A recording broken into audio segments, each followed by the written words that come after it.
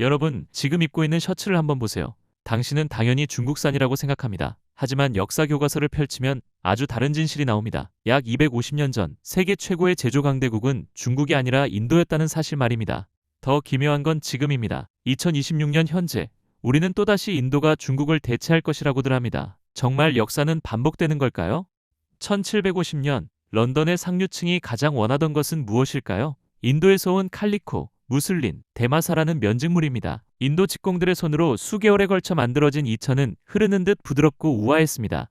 통계로 보면 18세기 초 인도는 전 세계 면직물 시장의 무려 25%를 차지하고 있었습니다. 비유하자면 지금 중국이 세계 제조업에서 차지하는 비중과 같은 수준입니다. 하지만 영국 입장에서는 재앙이었습니다. 돈이 계속 인도로 흘러들어갔거든요. 영국의 국고는 비어갔습니다. 그래서 영국이 선택한 첫 번째 무기는 보호무역이었습니다. 인도산 면직물에 100%가 넘는 관세를 매겼고 심지어 인도 옷을 입으면 벌금을 물리는 법까지 만들었습니다.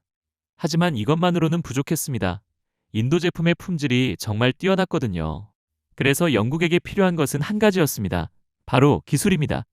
1764년 제임스 하그리브즈가 제니 방적기를 발명합니다. 1769년 제임스 와트가 증기기관을 개선합니다. 이제 영국의 공장은 인도의 숙련된 직공이 며칠 밤을 새워야 만들 수 있는 양을 불과 몇 시간 만에 생산했습니다. 이것은 단순한 효율의 개선이 아니었습니다. 이건 게임 자체의 재설정이었습니다. 수천 년 세대를 거쳐 내려온 인도의 손기술이 기계 앞에서 무의미해지는 순간이 온 것입니다. 영국은 산업혁명의 힘으로 인도를 식민지로 만듭니다. 하지만 인도를 정복한 이유는 제품을 빼앗기 위함이 아니었습니다. 이미 기술로 압도했거든요. 영국이 원한 것은 더욱 냉혹한 것이었습니다. 인도를 원재료 공급지로 만드는 것이었죠. 인도에서 생산한 면화는 영국의 배에 실려 영국 공장으로 갔습니다. 거기서 기계로 만들어진 면직물은 다시 배에 실려 인도로 돌아왔습니다. 이번엔 훨씬 비싼 가격으로요. 결과는 참담했습니다. 1750년에 세계 시장의 25%를 차지하던 인도의 면직물 산업은 1830년에 2%까지 추락했습니다. 단 80년 만의 일입니다. 이제 시간을 2026년으로 되돌려 봅시다. 지난 25년, 세계는 중국의 시대를 살아왔습니다. 중국은 여전히 세계 제조업의 약 30%를 차지하고 있습니다. 그런데 이제 미국이 움직이기 시작합니다. 미국은 중국산 제품에 엄청난 관세를 매기기 시작했습니다. 몇몇 제품은 100%를 넘는 관세가 부과됩니다. 이건 250년 전 영국의 보호무역 정책과 정확히 같은 논리입니다. 하지만 미국도 곧 깨닫습니다. 관세만으로는 중국을 이기기 어렵다는 것을 말입니다. 영국이 산업혁명을 필요로 했듯이 미국에겐 기술의 독점이 필요했습니다.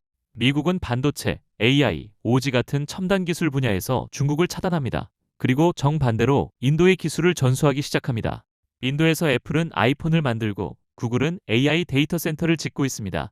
인도로 유입되는 외국인 직접 투자는 2022년 800억 달러를 넘었습니다. 그러면 왜 미국은 중국의 공급망을 인도로 바꾸고 싶어 하는 걸까요? 첫째, 중국의 황금기는 이미 끝났습니다. 과거의 10% 이상의 성장률은 사라졌습니다. 더욱 심각한 것은 인구입니다. 2024년 중국의 생산 가능 인구는 처음으로 감소하기 시작했습니다. 반면 인도는 계속 증가하고 있습니다. 미국의 전략가들은 이를 명확하게 봤습니다. 기관차를 바꿔야 할 때가 왔다는 것을 말입니다. 지난 30년 동안 중국이라는 세계의 공장에 기대어 성장했다면 이제 인도라는 새로운 엔진으로 갈아타야 합니다. 인도에는 아직 30년의 성장 가능성이 남아있기 때문입니다.